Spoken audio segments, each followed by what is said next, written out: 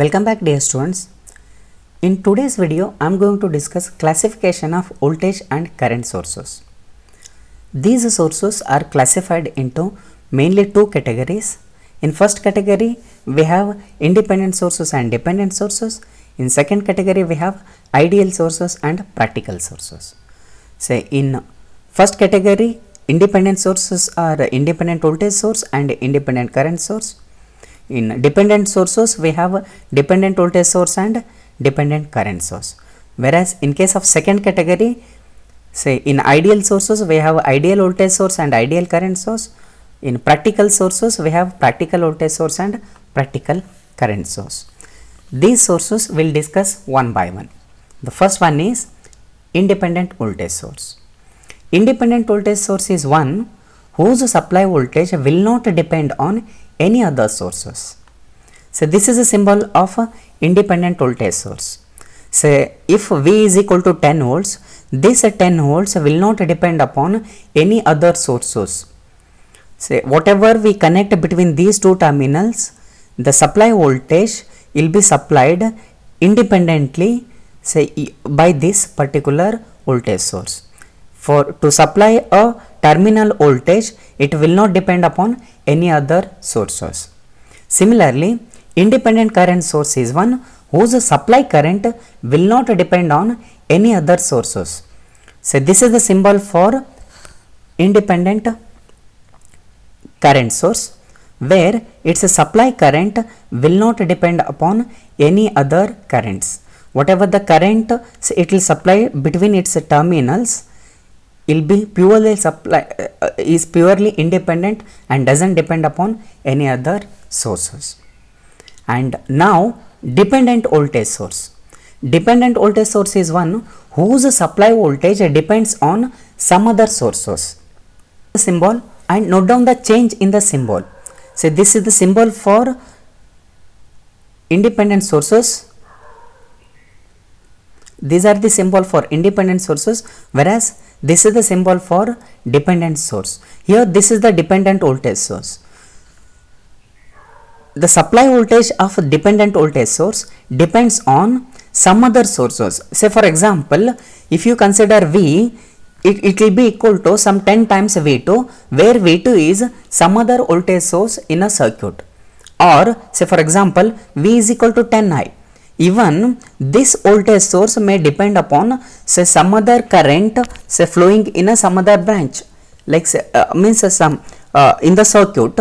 Say if there is a current I, say, and this voltage might be 20 times that particular current I, means the voltage at this point depends upon the source or the voltage or current at some other point. Because of this, this voltage source or as a dependent voltage source, right? So and similarly the dependent current source is one whose supply current depends on some other sources. This is some symbol for dependent current source. Say for example, I is equal to 10I2, where say the current of this source depends upon the say I2 current in some other branch of the circuit, like or say even I can be equal to like say 0.6 times V. So means the current source, this current source depends upon 0.6 times of a voltage which is across some other branch. Right. So the example, if the analogy for dependent and independent sources can be like whatever your father or parents earns, they can independently spend, whereas whatever the pocket money you get, it is dependent. Your pocket money is directly proportional to the whatever the money your parents will get. If your parents get more money, say for example, you will get more pocket money. Say if means your pocket money is not independent. It depends upon your parents' pocket, your parents' will or say their pocket money. Okay, something like that. Say dependent sources, the value of that particular voltage or current source depends upon the some other sources, whereas independent sources, the supply value say doesn't depend upon some other sources. right? So with this we'll discuss ideal and practical sources. So as I told, in ideal source, voltage source and current source, and even in practical source, practical voltage source and practical current source. The first one is ideal voltage source. This is the symbol for ideal voltage source, okay, say which we have seen just now. Say means independent voltage source, the same symbol is here, okay. Say the plus minus, and say this is a voltage source which will supply a same voltage irrespective of the value of resistance connected across its terminals, okay. So ideal voltage source will supply same voltage irrespective of whatever may be the say resistance that will be connected across these two terminals. So like say for example, if we connect say 5.6 kilo ohm across the terminals, whatever the voltage V, say for example V is equal to 10 volts, whole 10 volts will appear across this 5.6 kilo ohm resistance. Otherwise, if let us consider we are connected 22 kilo ohm resistance, then whole 10 voltage will appear across 22 kilo ohm resistance. Say whatever the source voltage is there, that same voltage will appear across its terminals irrespective of the value of resistance connected, whether it is say 5 kilo ohm or 22 kilo ohm or say 15 kilo ohm, doesn't matter. Whatever the supply voltage is there, that same supply voltage will appear across its terminals. That is ideal voltage source. Similarly, ideal current source is one which will supply same amount of current irrespective of the value of resistance connected across its terminals. Like say for example, if you see between these two terminals, if we connect 22 kilo ohm or 5.6 kilo ohm, say whatever may be the value of say these terminal resistance, the current through this resistance will be I. Means for example, if I is equal to 10 ampere, the whole 10 ampere current will appear, means the whole 10 ampere current will flow through this 22 kilo ohm resistance.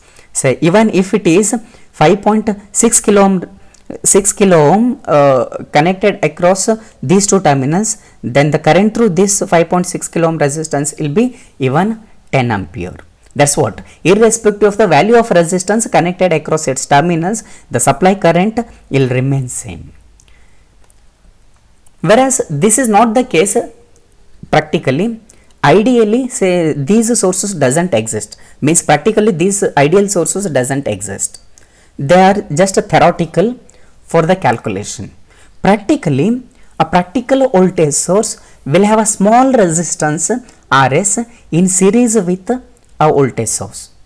So practical voltage source will supply a different voltage as per the value of resistance connected across its terminals. So whatever the resistance we supply here, the across this resistance, the voltage is going to vary as per the value of the resistance, because there will be a small resistance in series with the voltage source.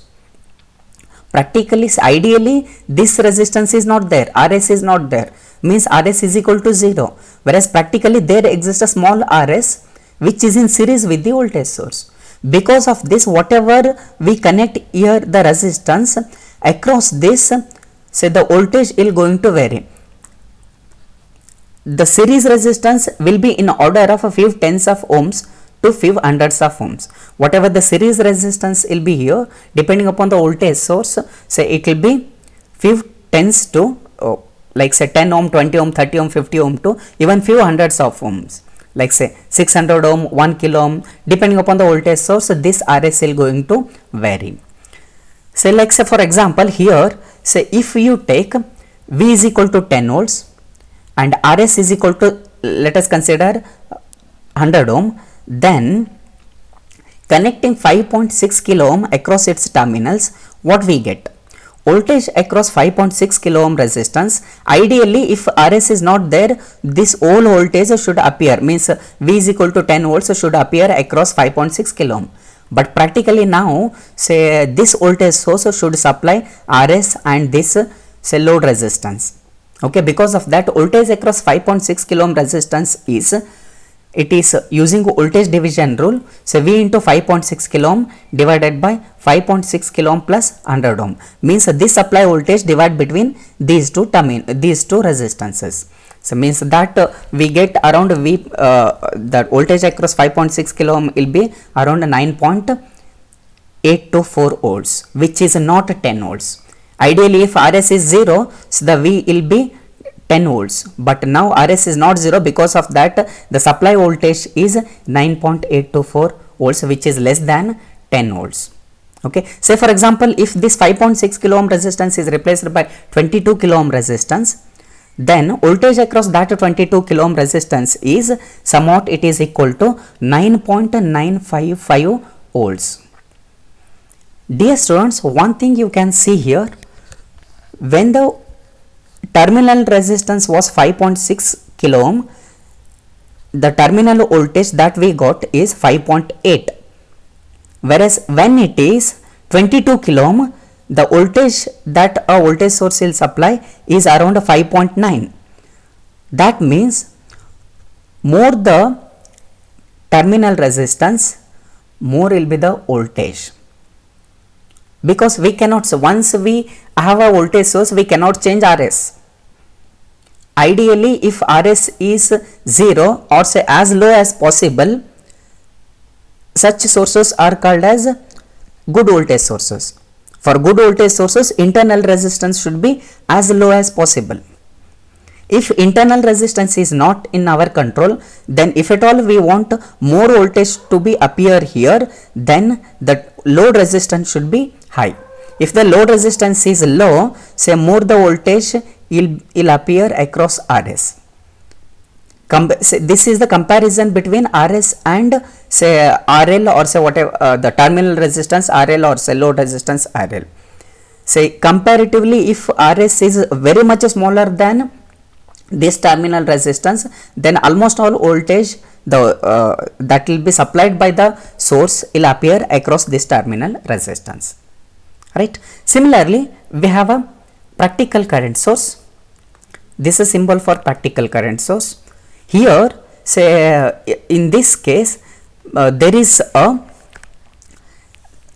resistance Rp which is parallel with the current source.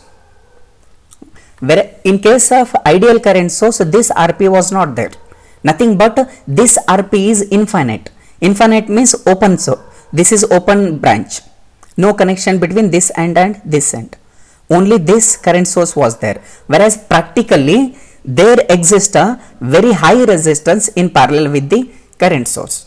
Say for example, if I is equal to 10 ampere and Rp is 50 kilo ohm, say which is nothing but an internal resistance of the current source, then connecting 22 kilo ohm across its terminals, what we get, the current through 22 kilo ohm resistance can be calculated by using current division law, say, or current division rule, where the current we get around say 6.944 ampere. Dear students, whatever the current here is there, it is 10 ampere, but whole current doesn't flow through this particular resistance, because this current is going to divide between this branch and this branch. And if 22 kilo ohm is replaced by 5.6 kilo ohm, then current through 5.6 kilo ohm resistance is equal to say 8.99 ampere. Here one thing we can understand, dear students, as the value of as the resistance that will be connected across its terminals is lesser, the current through this is more, because always the current always finds a low resistance path. If the resistance Rp is smaller than the terminal resistance, then more current will flow through this. So as to get a good current, whatever the terminal resistance we connect here, its resistance value must be much smaller than the Rp, and practically the Rp will be say very higher in terms of 50 kilo ohm, 40 kilo ohms, even sometimes 1 mega ohm, 2 mega ohm. Okay, say because of that, whatever the current we get here will be say nearly equal to the supply current, right? Say for good practical current sources, the RP must be as high as possible. Whereas for good practical voltage source, the series resistance RS must be as low as possible. So these are the different classifications of say voltage and current sources. Hope you guys have understood it. If you have any doubts or difficulties, you can ask me. Thank you. Thank you for watching.